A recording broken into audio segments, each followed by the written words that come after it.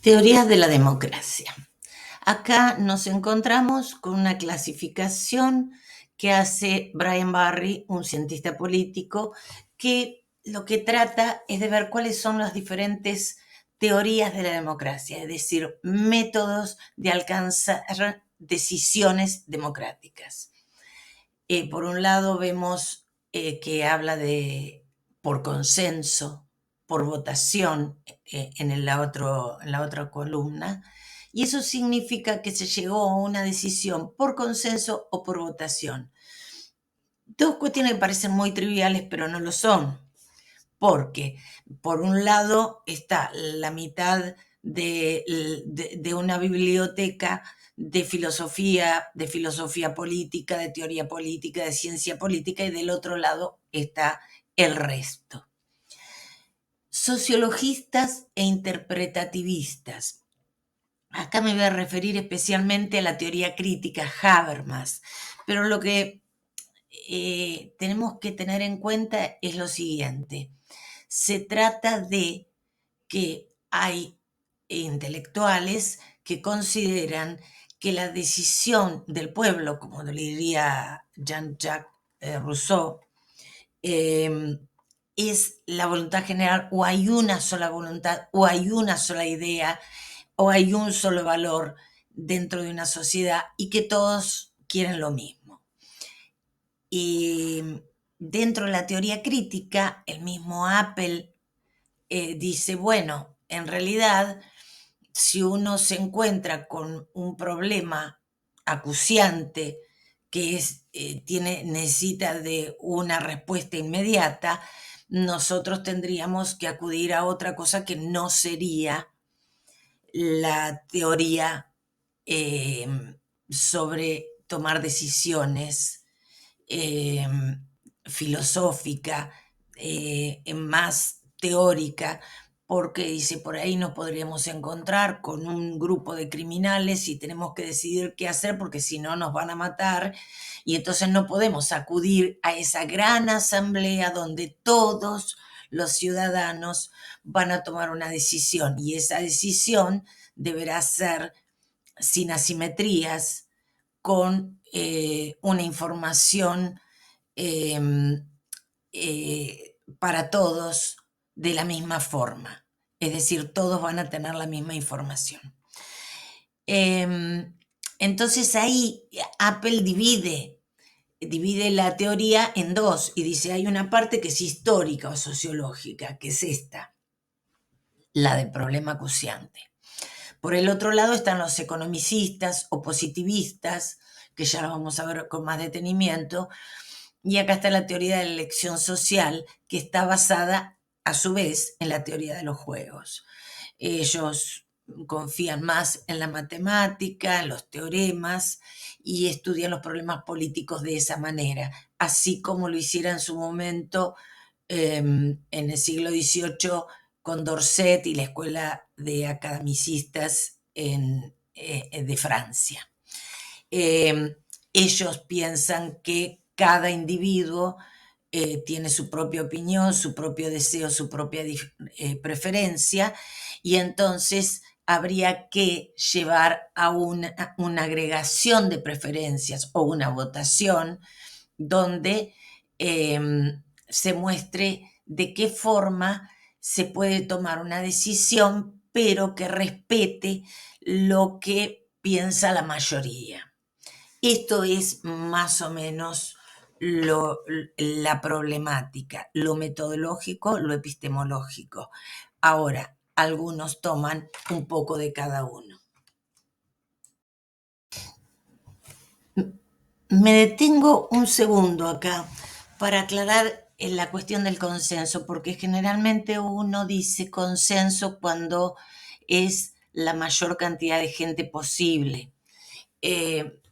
Pero cuando hablamos de consenso en la teoría de los juegos, vamos a hablar de unanimidad. Por eso ahí les aclaro, unanimidad, consenso, ganador, Condorcet. Son dos términos que vamos a usar cuando se habla en la teoría de la racionalidad. Por supuesto, no vamos a engañarnos y dejar de hacer uso de consenso en otro sentido. Pero cuando vamos a hablar de estas teorías, hacemos esta aclaración. Nos vamos al siglo XVIII con Condorcet, su texto, ensayo sobre la aplicación del análisis de la probabilidad de las decisiones rendidas a la pluralidad de las voces, un título larguísimo y un texto larguísimo también. En realidad se le llama ensayo porque, bueno, el título es demasiado largo. Esto es de 1785. Él tenía una confianza muy fuerte sobre el éxito de las matemáticas en lo concerniente a los problemas políticos. Ya Borda había escrito y había publicado algo en 1770 sobre las probabilidades, sobre las matemáticas y sobre el uso de la matemática en las ciencias sociales, en lo social. Ellos no tenían las posibilidades que tuvimos en el siglo XX con la nueva lógica que define el siglo XIX, principio del XX, y la teoría de los juegos de mediados del siglo XX. Es así que aparece toda esta metodología que es la de las matemáticas o de la lógica, le llaman economicistas a los que se ocupan de esto, porque la economía la usó en especial, ya que estos teoremas eran rigurosos y daban un resultado lo más cercano posible a lo que se deseaba. Es decir, las decisiones terminaban siendo lo más cercano posible a lo que uno pudiera proyectar.